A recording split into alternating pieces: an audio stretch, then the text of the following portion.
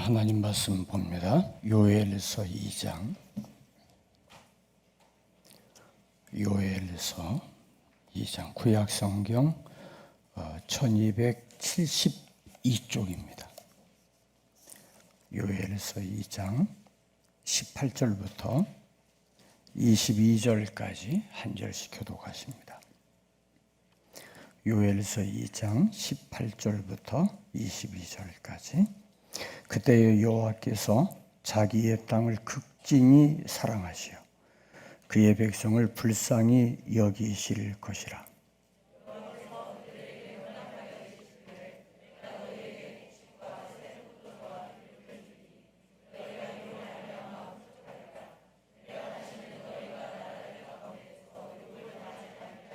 내가 북쪽 군대를 너희에게서 멀리 떠나게 하여 메마르고 적막한 땅으로 쫓아내리니 그 앞에 부대는 동해로 그 뒤에 부대는 서해로 들어갈 것이라. 상한 냄새가 일어나고 악취가 오르리니 이는 큰 일을 행하였음이라 하시리라.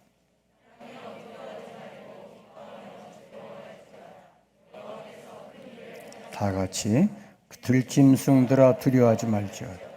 들의 꽃이 싹이 나며 나무가 열매를 맺으며 무화과와 포도나무 다 힘을 내는도다. 아멘. 우린 사랑했어요라고 하는 제목인데, 풀어서 이야기하면 설명할 수 없는 하나님의 사랑, 말로 다 설명할 수 없는 하나님의 사랑에 대해서 말씀을 좀 나누려고 합니다. 요엘서는 구약 학자들 가운데에서 상당히 난해한 것으로 생각을 했습니다. 왜냐하면 1장부터 3장까지 길지 않은 장이지만 통일성이 없고, 또 하나는 이 요엘 선지자 예언의 배경이 어느 시대인지 정확하게 알 수 없는 그런 난제들이 있어서 신학자들 사이에 요엘서에 대한 접근이 매우 난해하다고 생각했습니다. 이제 현대 들어오면서 요엘서를 종말론적 접근과 함께 요엘서를 전 세대에 걸친 하나님의 말씀으로 접근하면서 이제 요엘서에 대한 새로운 시도를 하고 있는 것을 또 보기도 합니다. 어떤 논리로도 이해할 수 없는 사랑, 도무지 설명이 불가능한 사랑의 구도, 보면 볼수록, 생각하면 생각할수록 마음을 뜨겁게 달구는 감동이 있는 사랑, 그게 바로 하나님의 사랑입니다. 끊을래야 끊을 수 없는 하나님의 사랑을 주제로 한 하나님 주연의 오페라가 요엘서입니다. 신약에서도 누가 우리를 그리스도의 사랑에서 끊으리요? 신약과 구약을 관통하는 하나님의 사랑에 대한 대서사시가 끊임없이 이어지고 있습니다.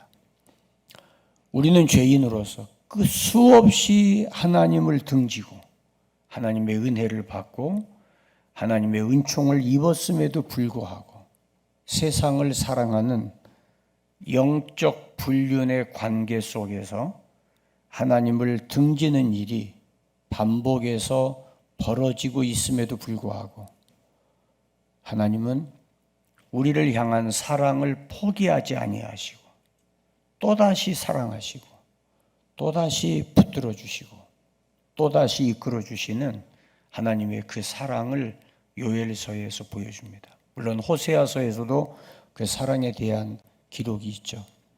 예수님께서 사마리아 수가성 우물가에 가셨을 때 물길로 나왔던 한 여인, 남편이 5이나 있었지만 지금 있는 남편도 내 남편이 아니라고 말씀할 만큼 불만족스러운 삶에서 무엇인가를 통해서 만족을 얻어보려고 몸부림치던 한 여인의 모습은 결국 불륜의 길을 걸어가는 한 여자의 일생이 아니라 오늘 이 시대를 살아가고 있는 우리의 모습이라고 성경은 보여주고 있습니다.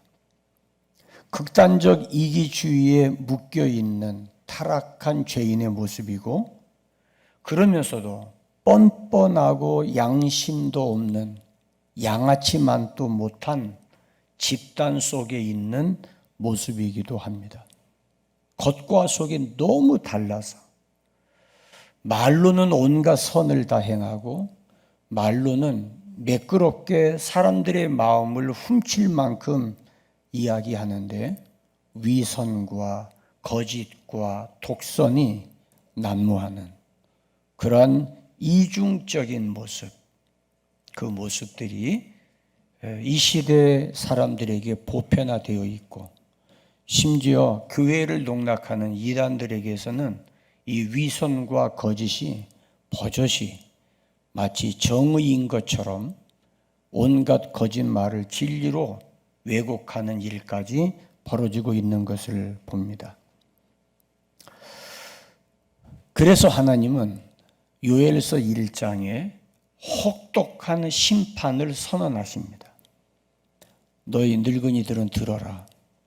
노인들을 향해서 말씀하는 이유는 그 나이가 되도록 평생을 산전수전 다 겪고 힘들고 눈물 나고 어려운 일들을 다 겪었지만 너희가 지금까지 평생에 경험해 보지 못한 하나님의 잔인한 진노가 있을 것을 말씀하기 위해서 노인들을 대상으로 말씀을 하세요. 요엘서 1장에서 하나님의 심판은 이전에 경험하지 못했던 정말 잔혹하고 끔찍한 전쟁, 이전에 경험해 보지 못했던 자연재해, 이런 것들이 반복적으로 주어지면서 사회가 균열되어지고 경제가 망가지고 하루 살기가 버거울 정도로 그런 메마른 시대가 올 것을 경고하셨어요. 그런데도 백성들이 움직이지 않아요. 이쯤 이야기하면 정신 차리고 내가 뭘 잘못했는지 회개할 것이 무엇인지 돌아봐야 되잖아요. 근데 당시 이스라엘 백성들은 너무 뻔뻔했어요. 자기들은 아브라함의 자손으로서 율법을 가지고 잘하고 있다고 생각했어요. 성전에서 갖가지 제사를 드리면서 남들과 다르게 구별된 삶을 살고 있다고 생각을 했습니다. 아무리 선지자들이 외쳐도 말을 듣지 않아요. 여러분, 선지자들은 하나님 말씀을 전하다가 꼭 마지막에 이는 여호와의 말씀이니라, 한참 외치다가 이는 여호와의 말씀이니라 그랬는데 요엘서에는 딱 한 번 여호와의 말씀에, 그리고 말씀합니다. 2장 12절에 이 말씀이 한 번 등장해요.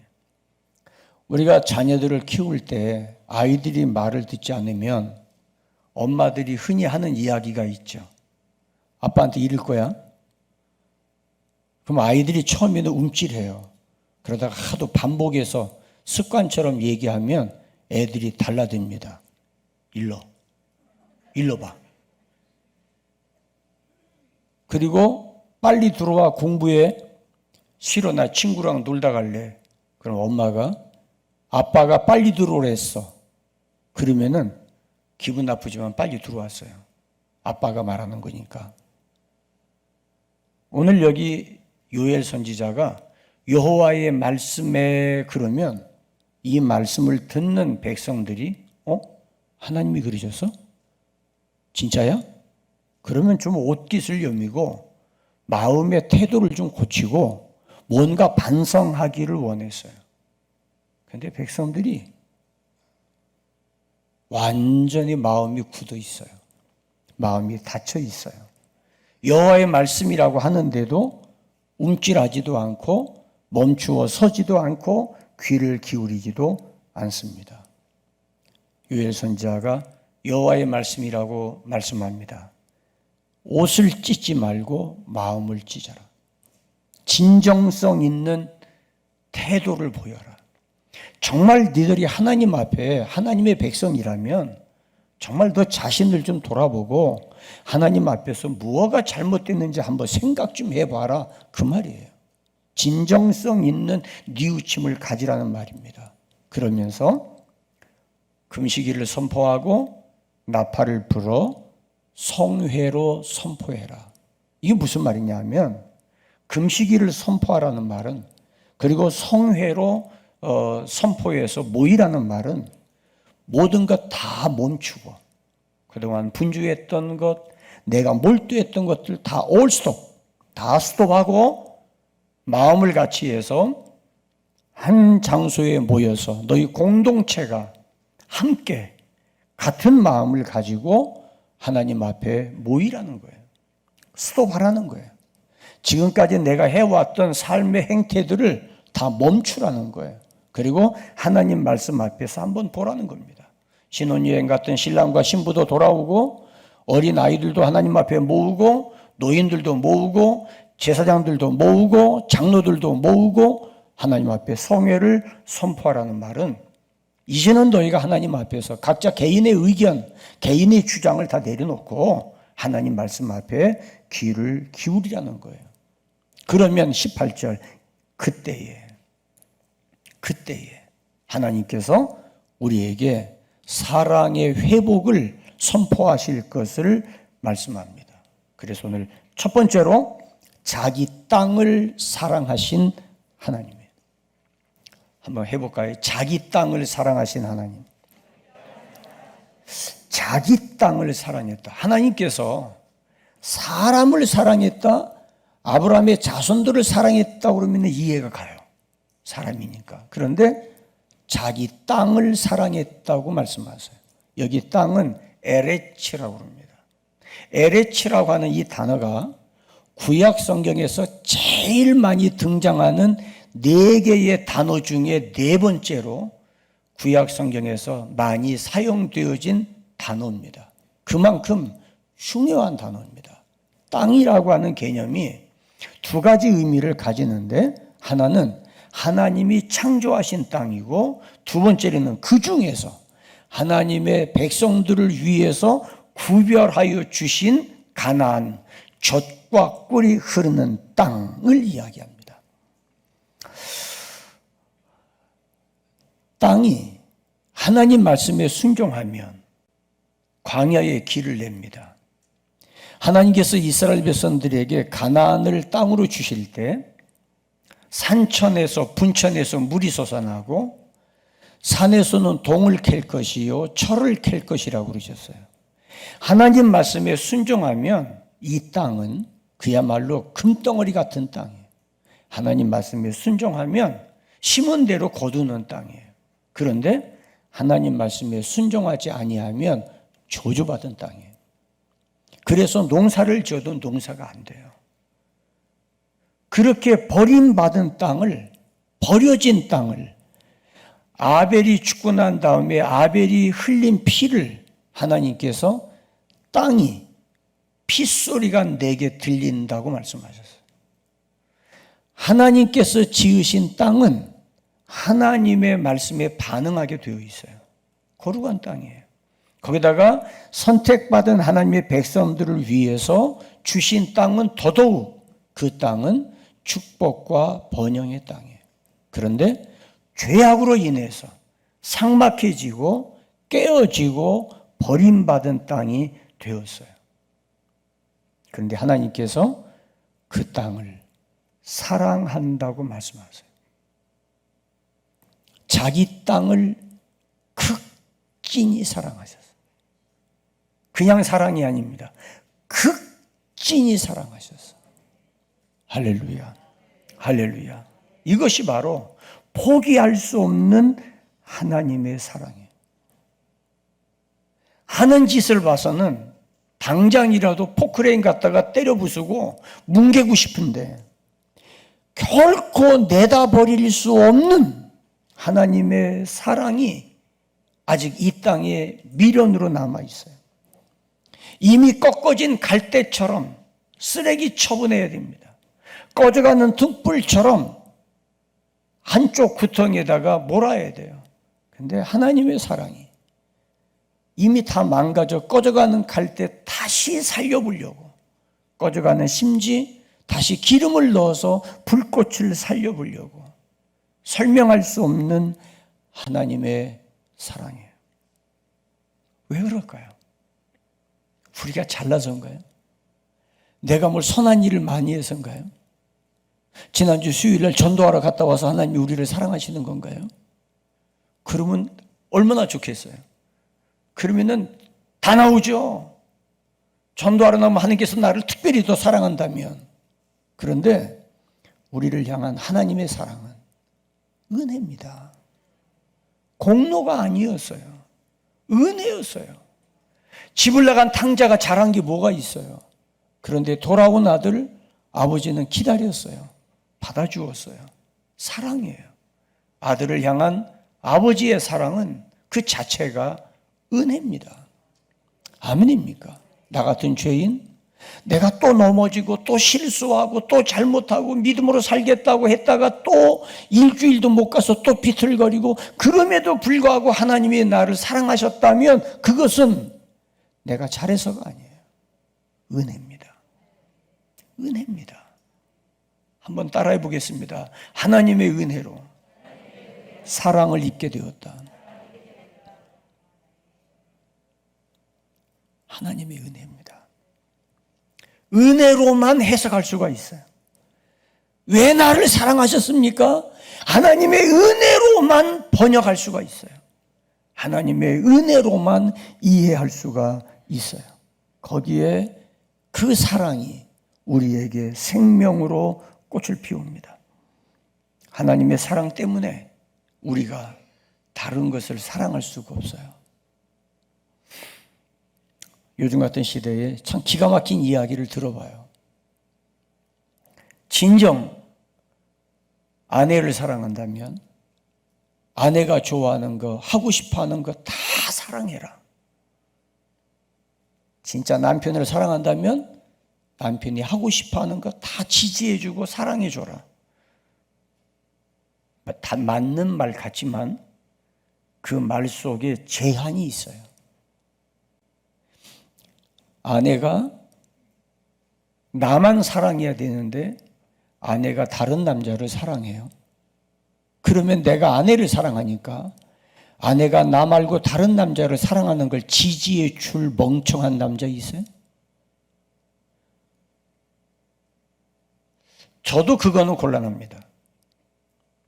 저도 만약에 제 아내가 그럴 리도 없고 그럴 수도 없고 그러지도 않겠지만, 만약에 그런다면 여보, 당신이 평생 나를 사랑해 주다가 다른 남자가 애인이 생긴 모양인데 그래 내가 지지할게, 마음껏 사랑해, 괜찮아, 평생 나를 사랑했으니까 그거 괜찮아. 여러분, 그렇다면은 만약에 그렇게 말했다면 그 말 속에 나도 다른 여자 좋아하겠다고 하는 꼼수가 있는 거예요. 하나님이 우리를 극진히 사랑하시기 때문에 내가 다른 것을 사랑하는 것을 하나님은 용납하지 않으세요. 중요한 것은 왜 자기 땅이라는 표현을 했을까? 땅이라고 하는 것은 우리의 삶의 터전이요, 내가 살아가는 내 삶의 배경이에요. 하나님이 자기 땅을 사랑했다는 그 땅은 저와 여러분에게 있어서 삶의 터전이에요. 내가 살고 있는 가정이 하나님이 보실 때에는 하나님의 땅이에요. 내가 살고 있는 이 나라가 하나님이 보실 때에는 우리에게 허락한 땅이에요. 여러분들의 직장이 땅이요, 여러분들의 사업이 땅이에요. 그 땅을 하나님이 극진히 사랑하신다는 것은 무엇을 의미합니까?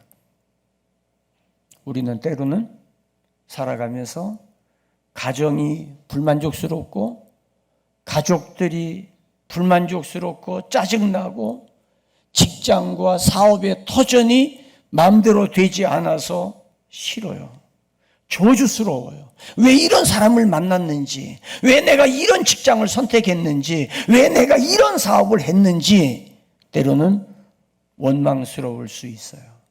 그런데 하나님께서 지으셨다면 그 땅은 지극히 사랑스러운 땅이라는 걸 기억하기 바랍니다. 하나님께서 지극히 사랑하시는 터전이에요. 하나님께서 지극히 사랑하시는 우리 삶의 터전이요, 배경이에요. 제가 주례를 하기 전에 두 남녀에게, 앞으로 결혼할 두 사람에게 꼭 해주는 이야기가 있어요. 지금 당신이 이 남자를 사랑하는데 이 남자의 오늘을 보고 사랑하는 게 아니라 사랑한다면 이 남자의 과거도 사랑하는 겁니다. 맞습니까?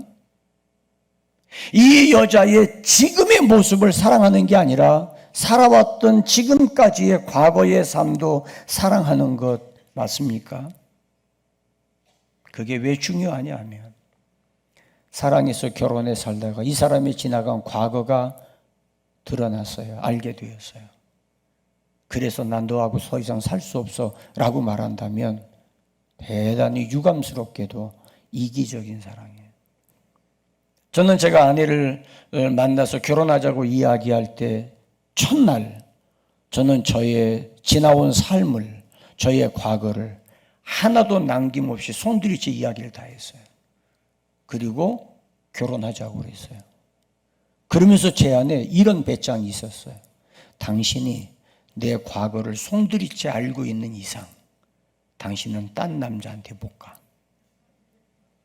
배짱이었어요. 자신이 있었어요. 왜? 내가 지나간 과거를 이야기하고 오늘의 나는 설명할 거 없어요. 알고 있으니까. 과거가 밑거름 되어서 과거에 슬픔이 있던, 아픔이 있던, 고통이 있던 오늘이 되어져서 이것이 미래로 가는 길이에요. 그 미래로 가는 그 길은 하나님의 나에게 주신 비전을 따라 내가 계획하는 길이에요. 그것은 하나님의 뜻 안에서 이루어질 길입니다. 내가 마음대로 할 수 있는 건 아니에요.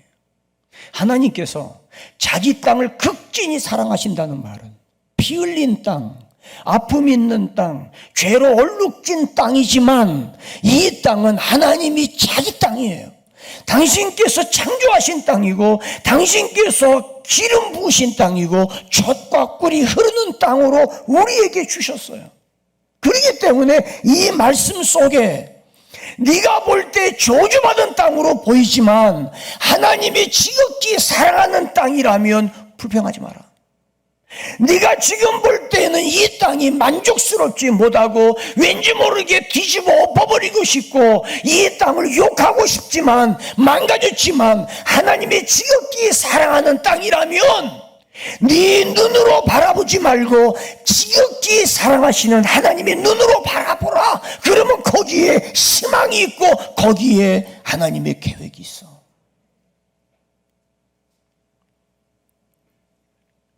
그래서 어떻게 하셨어요? 자기 땅을 지극히 사랑하사 불쌍히 여기셨다고 그랬어요. 불쌍히 여기셨다. 나 같은 사람 하나님이 지극히 사랑하는 눈으로 나를 바라보실 때 나를 불쌍히 여기시는 것은 내가 자꾸 나도 모르게 죄악의 길로 걷고 내가 말씀대로 살아보려고 하다가 비틀거리고 하나님 앞에 진실하게 나아가다가 삶에 얽매여서 또 넘어지고 또 얽매이며 살아가는 나를 바라보실 때 주님께서 불쌍히 여기시고 은혜 주실 것을 말씀하세요. 하나님께서 사랑하시는 땅을 저주하지 맙시다. 하나님께서 사랑하시는 나를 원망하지 맙시다. 하나님께서 사랑하는 여러분들의 가족을 향해서 증오하지 맙시다. 여러분들의 가정 하나님의 사랑으로 지극히 사랑하사 불쌍히 여기신다면 우리는 그 가정을, 여러분들의 사업을, 여러분들의 직장을, 여러분들의 학업을, 여러분들의 미래까지 하나님의 축복의 눈으로 바라보기를 주님의 이름으로 축원합니다. 그 말씀을 따라 주께 돌아가기를 바랍니다.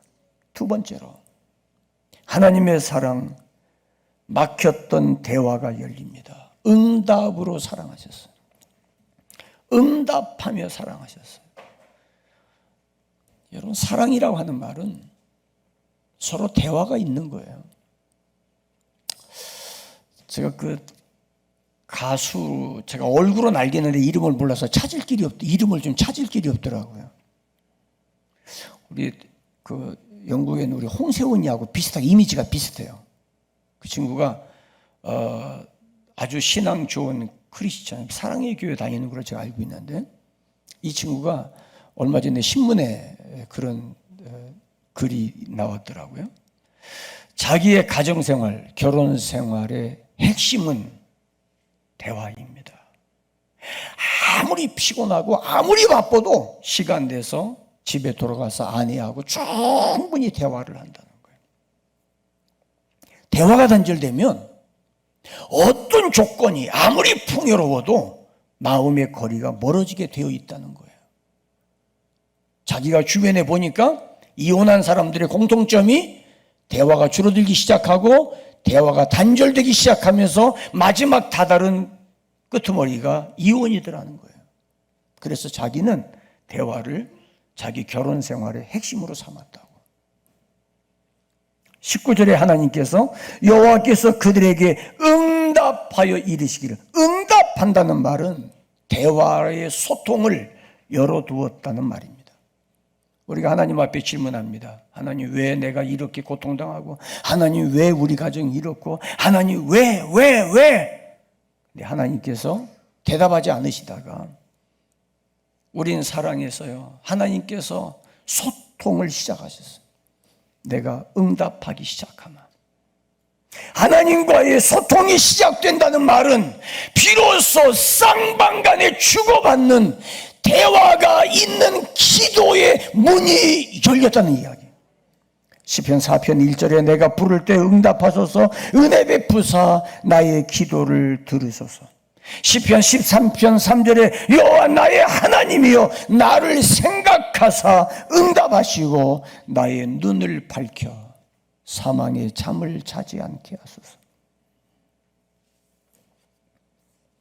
나 혼자 독백하던, 나 혼자 응어리 앓던, 혼자 생각하고 혼자 몰두하고 혼자 상상하고 혼자 짐작하고 했던 여기서 독백이 끝나고 사랑하는 하나님과의 깊은 대화가 시작된다면 그것이 바로 사랑이에요.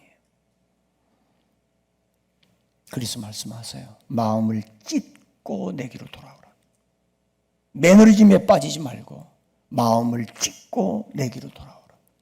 여호와의 말씀에, 그 말씀에 반응하고 그 말씀에 의지하고 그 말씀 붙들고 하나님 앞에 돌아와서 나와 좀 대화 좀 하자. 내가 진홍같이 붉은 죄를 지었더라도 나와 대화하며 내가 양털보다 시게 씻어줄게. 하고 대화하자. 감추지 말고 대화하자. 혼자 속으로만 생각해. 입 밖으로 꺼내기가 너무 어려워. 혼자 속으로만 생각해. 내가 이 말하면 오해할까? 이 말하면 상처받을까? 이 말하면 안 될까? 혼자 생각하고 새기고 그러다가 더 이상 못 견뎌서 한마디 툭 던졌더니 앞뒤가 생략된 그 한마디가 상대방에게 상처를 주고 상대방을 당황하게 하고, 내 말을 이해하지 못하는 상대방을 보면서 내가 버림받은 느낌이 들고, 그것이 상처가 되지 않아요? 더 이상 잠잠하지 말고, 혼자 생각하지 말고, 짐작하지 말고, 혼자 속으로 발전시키지 말고, 생각 속에 소설 쓰지 말고 하나님 앞에 내어놓고 기도의 문을 두드리기를 바랍니다. 할렐루야. 하나님께 나아가 내 마음을 쏟아넣으라. 은밀히 보시는 하나님, 은밀히 보신 하나님, 나의 신음소리까지 들으시는 하나님, 내 모든 형편 이미 아시는 하나님, 혼자 끙끙대지 말고 주님 앞에 가서 작은 신음소리로라도 주님 앞에 내 마음을 쏟아내면 주님과의 사랑 깊은 대화가 시작이 될 겁니다. 여러분, 사랑 없는 대화는요 10분이 10시간처럼 지루하지만 사랑이 있는 대화는 10시간 대화해도 아쉬워요. 사랑하니까. 사랑의 대화는 밤을 새우고 이야기해도 끝이 없어요. 영양가 없는 대화 하면 뭐래, 얘기하면 뭐래. 저 인간 벽창호인데 그 인간이 벽창호가 아니라 내가 벽창호일지도 몰라요. 사랑의 대화는 단어가 엇박자 나도 다 통해요. 다 통합니다. 까치를 보고 까마귀라고 해도 다 이해합니다. 단어가 틀려도 이해하는 데는 전혀 문제가 없어요. 우리 하나님 그런 분이세요. 나하고 대화할 때 너 주어가 바뀌었어, 너 형용사가 바뀌었어, 주님 그러지 않으세요. 그냥 단어 한마디만 툭 던져도 주님 알아들으세요. 아멘입니까? 기도 잘하려고 하지 마세요. 마음의 대화를 하면 주님께서 다 알아들으시고 내 마음 어루만지시고 나의 모든 걸 아세요. 마지막 세 번째, 설명할 수 없는 하나님의 사랑은 나를 흡족하게 하세요. 따라하시겠습니다. 흡족하게 사랑하신 하나님. 무엇과도 바꿀 수 없는 하나님의 사랑을 고백하는 이유는 바로 거기에 있어요. 호세아 2장 2절로 7절에 보면 하나님께서 호세아 선지자에게 결혼하라고 그러시는데, 이왕이면 좀 예쁘고 이왕이면 마음에 끌리는 여자하고 결혼하라고 그러면 얼마나 좋았겠어요. 하나님께서 호세아에게 창녀를 데려다가 결혼하라는 거예요. 끔찍한 거예요. 네 명령이라고 거역하겠어요. 그래서 고멜을 데려다가 결혼을 했는데 얼마 살다가 집을 나갔어요. 가출했어요. 소문 해보니까 어느 지역에 어떤 남자랑 살고 있대요. 찾아가 보니까 임신까지 했어요. 세상에. 그 여자 데리고 올 남자가 누가 있겠어요? 한 번은 혹시 몰라요. 그래서 데리고 갔어요. 아이를 낳았는데 내 아들 아닌데 이름까지 지어줬어요. 하나님께서 지어주라고 했으니까. 근데 얼마 있다가 또 나갔어요. 또 다른 남자 아이를 또 뵀어요. 또 데리고 왔어요. 기가 막힌 거예요. 호세아가 속이 썩을 대로 썩어요. 집에 자식들이 있는데 피 한 방울 안 섞인 남의 자식을 내 자식으로 키워야 되는 뻐꾸기 새끼예요. 그거 어떻게 키워 저거? 그때 하나님께서 호세아에게 말씀하세요. 호세아야, 속 뒤집어지지? 내가 그려. 이스라엘이 꼭 네 아내하고 똑같아. 호세아라는 말은 구원자라는 뜻이거든요. 여호수아라는 말이고 신약으로 말하면 예수라는 이름이에요. 그러니 그렇게 나가고 또 나가고 집을 나가고 반역하고 음란하고 배역하는, 그런데도 불구하고 하나님은 또 데리고 와, 또 사랑해. 이거를 통해서 우리를 향한 하나님의 사랑을 보여주세요. 하나님의 사랑이에요. 내가 또 실수하고 내가 또 말씀대로 살지 못하고 내 마음이 온갖 다른 것으로 가득하고 내가 무슨 꼭 굳이 성적인 어떤 범죄가 아니더라도 하나님의 말씀에서 벗어난 것들이 내 안에 가득 차 있고, 그런데도 불구하고 나를 향한 하나님의 사랑이 변함이 없어요. 여기 고멜이라는 여자가 나간 것은 내 떡과 내 물과 내 양털과 내 삶과 내 기름, 내 술을 흡족하게 준다고 해서 따라갔는데 하나님께서 보이지 않는 가시로 막으시고 은밀한 담으로 막으셨어요. 더 이상 만족이 없어요. 내가 얻을 줄 알았어요. 이것만 하면은 내가 족할 줄 알았어요. 이것까지 하면 내가 넉넉할 줄 알았는데 아무리 해도 만족함이 없어요. 이번만 하면은 내가 더 이상 기대하지 않을 것 같아. 그런데 그 이상을 했는데도 내 안에 채워지지 않는 빈 공간이 있어요. 나를 흡족하게 할 수 있는 분, 주님밖에 없어요. 아멘입니까? 남편이 5이나 있었고 지금 있는 남편도 시원찮아서 부끄러워서 물 길러 왔던 수가성 한 여인, 너 이 물 갖다 먹어도 또 목마르지. 내가 주는 물은 한 번 먹으면 영원히 목마르지 않아. 나를 만족하게 하고 흡족하게 해줄 수 있는 유일한 분, 예수 그리스도. 끊임없이 나를 사랑하신 하나님의 그 사랑, 내게 은혜 주시고 나에게 새롭게 하시도록 나를 다시 일으켜 주시는 하나님의 그 은혜, 그 은혜가 우리를 만족하게 하세요. 요엘에서 2장 오늘 19절 말씀 봅니다. 여호와께서 그들에게 응답하여 이르시기를 내가 너희에게 3가지를 줍니다. 곡식과 새 포도주와 기름을 주리니 너희가 이로 말미암아 흡족하리라. 3가지. 뭐죠? 곡식, 또요 새 포도주, 그리고 기름이에요. 요즘 우크라이나 사태 때문에 기름값이 엄청 비싸다고 그래요. 그 기름 한 2병만 줬으면 좋겠다. 여기서 말씀하는 게 물론 그 기름도 되겠지만 이 말씀이 전 세계 어느 시대든지 이 말씀이 독인하게 적용이 되려고 하면 이 곡식과 새 포도주와 기름이 주는 의미를 이해하셔야 돼요. 곡식이 뭡니까? 양식이에요. 양식을 먹지 못하면 기운 없어요. 이제 1, 2, 3일 또 금식인데 왜 이렇게 금식이 빨리 돌아오는 거야? 회복될 만하면 또 금식하고 이러다가 명대로 못 살겠네. 걱정하지 마세요. 노력하지 않아도 기본은 100세를 삽니다. 어떤 사람 그래, 재수 없으면 120년 산다고. 그게 재수 없는 건지 축복인지 그건 모르겠어요. 나 살아봐야 알겠죠. 근데 양식을 먹지 못하면 기운이 없어요. 힘을 못 써요. 근데 하나님께서 내가 곡식을 주어서 너로 만족하게 흡족하게 하겠다는 말씀은 내 삶의 양식이에요. 힘이 되어지는 양식이에요.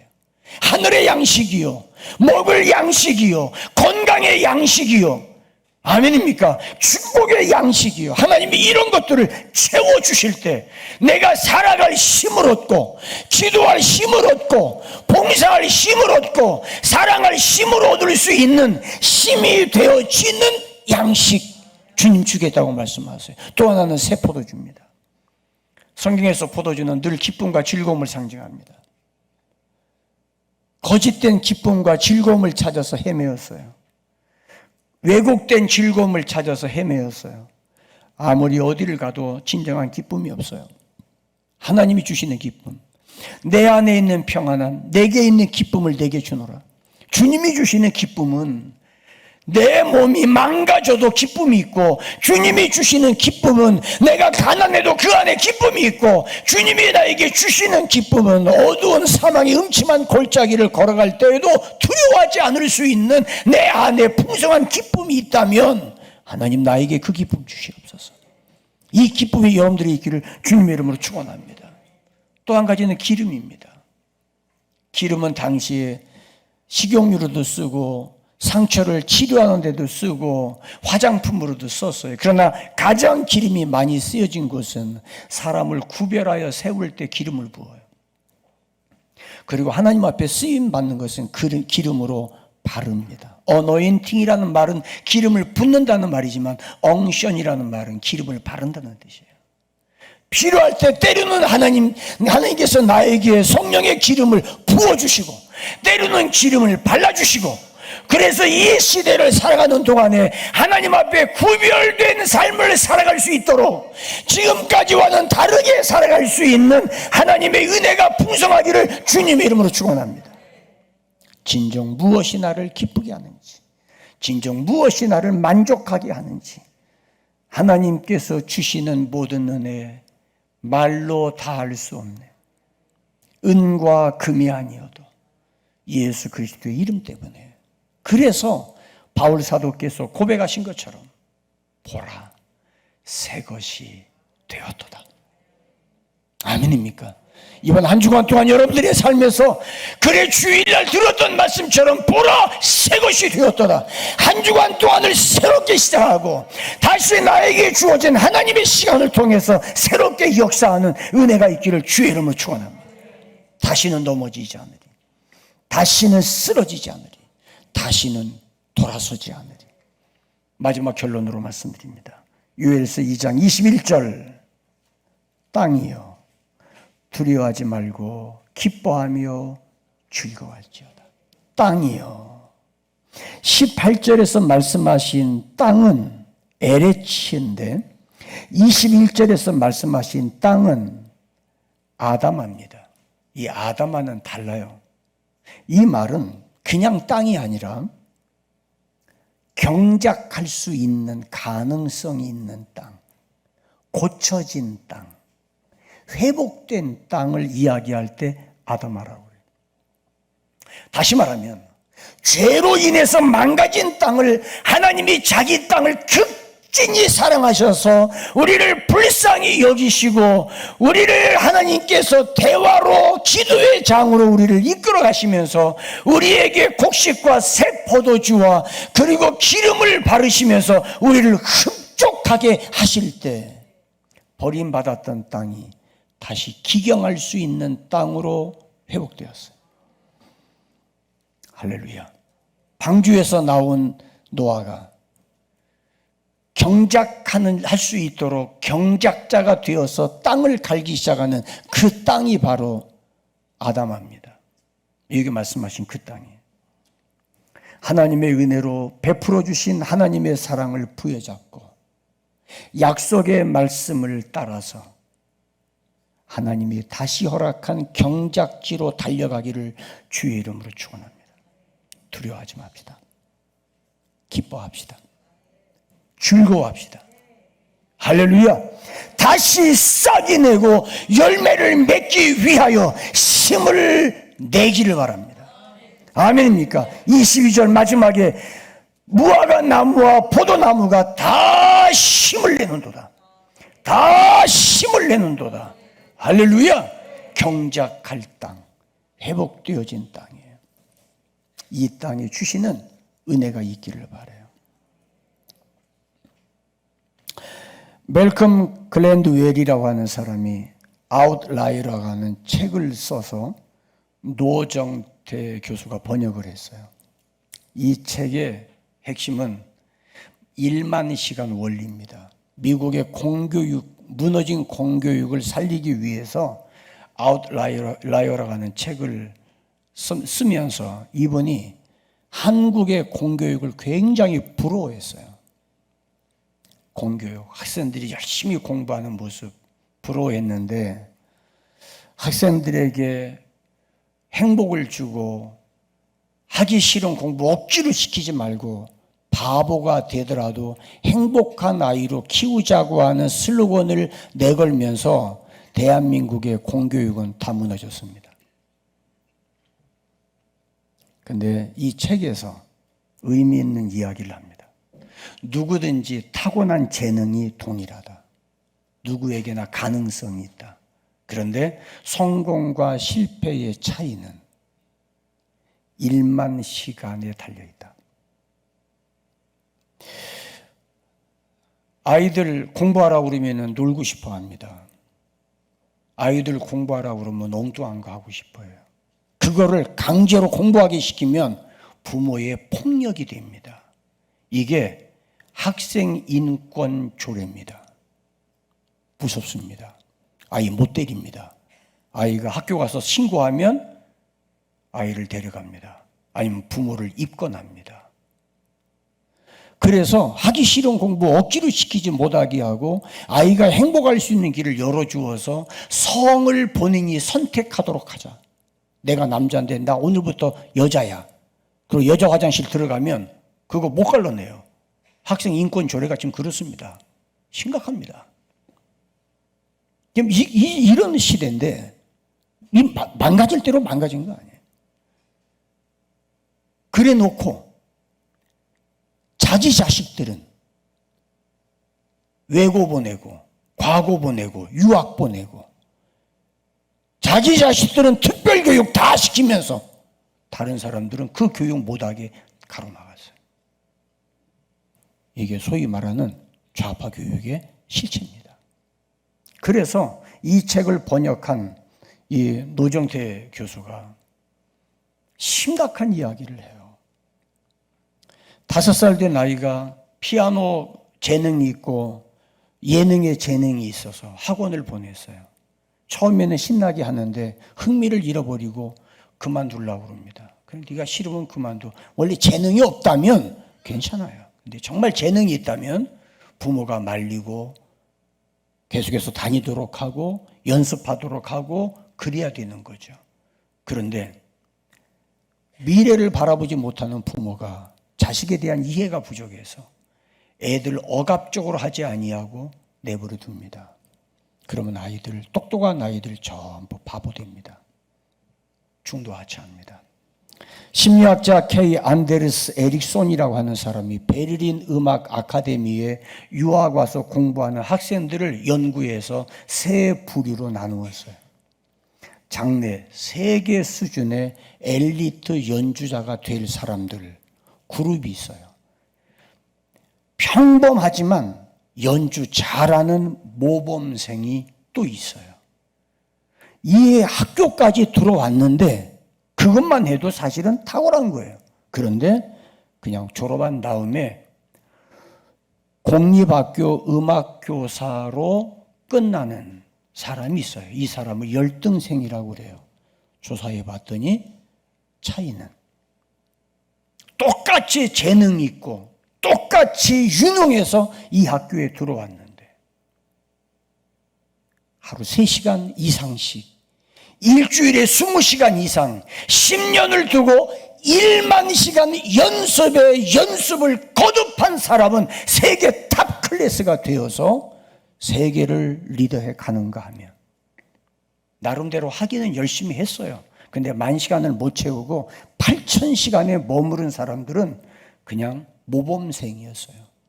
그런데 연습 안 한 건 아니에요. 4,000시간 내외에 머문 사람들이 평범한 열등생으로 전락하더라 하는 연구 결과를 내놨어요. 그러면서 글렌드웰이 이런 말을 합니다. 타고난 재능에는 차이가 없다.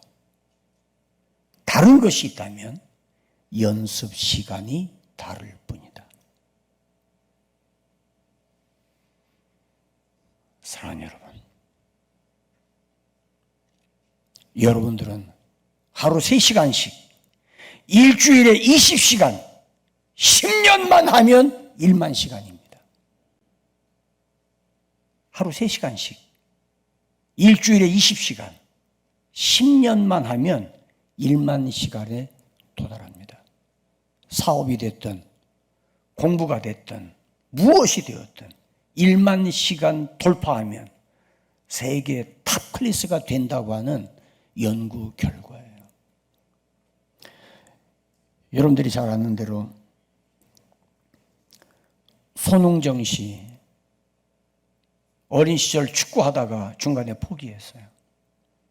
자기 아들을 축구선수 만들기 위해서 왼발 오른발 다 쓰게 하고 본능적으로 몸이 반응할 수 있도록 훈련시킨 사람이 손흥민입니다. 1만 시간 넘는 연습과 훈련을 통해서 아시아 최초로 득점왕이 되는 쾌거를 이루었습니다.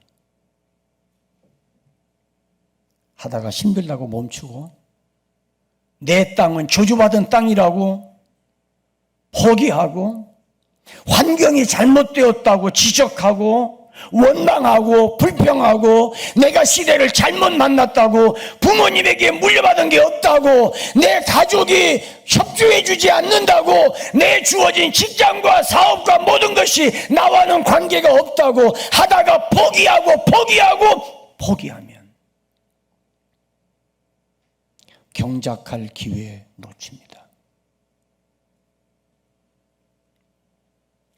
유엘 선자를 통해서 오늘 말씀하세요. 땅이여 두려워하지 말고 기뻐해라. 경작의 기회가 주어졌다. 망가지고 깨어지고 더럽혀진 땅이지만 하나님께서 자기 땅을 극진히 사랑하셔서 다시 한번 사랑으로 흡족할 만한 기회를 주셨고 은혜를 주셨고 성령께서 힘을 주신다면 이제는 포기하지 말고 다시 일어나서 달려가라. 힘을 내라. 무화과 나무와 포도나무가 다 힘을 낸 것처럼 오늘 이 시간 사랑하는 세중앙의 영가족 여러분들 자녀들까지 다시 힘을 내서 함께 기뻐할 수 있기를 주의 이름으로 축원합니다. 코에서 단내가 나고 피곤하고 다 피곤합니다. 피곤하지 않은 사람 아무도 없어요. 그러나 피곤을 떨치고 내가 해야 될 일을 꾸준하게 밀고 가는 사람은 성공합니다. 천재는 1%의 영감과 99%의 노력이라는 말 아시잖아요. 오늘 이 말씀이 여러분들에게 영감이 되었다면 1만 시간 기도에 한번 도전해 보세요. 하루 3시간씩은 아니더라도 1시간씩 매주 1시간씩 30년 기도한다고 생각하고 여러분들 한번 1만 시간 기도에 한번 도전해 보세요. 몇 번 하다가 멈추지 말고 하나님께서 응답하실 때까지, 하나님께서 나에게 말씀하시는 그날까지, 하나님께서 나로 하여금 열매 맺게 하시는 그날까지 주님이 나를 새롭게 하시고 나에게 새 은혜를 주시고 나를 극진히 사랑하시사 나를 불쌍히 여기시는 하나님의 은혜를 입었다면 다시 일어나서요 힘을 내시기 바랍니다. 할렐루야. 따라하시겠습니다. 내 영혼아 다시 힘을 내자. 자기 이름 부르면서 기어가 힘을 내자. 내 이름 부르지 말고 자기 이름 부르세요. 다시 한번 해봅니다. 기어가 힘을 내자. 다시 힘냅시다. 불평하지 맙시다. 핑계하지 맙시다. 원망하지 맙시다. 회복을 넘어 부흥의 시대로 가는 10년 동안의 기도의 시간은 포기할 수 없는 시간입니다. 아멘입니까? 기뻐합시다. 힘을 냅시다. 기도하시겠습니다.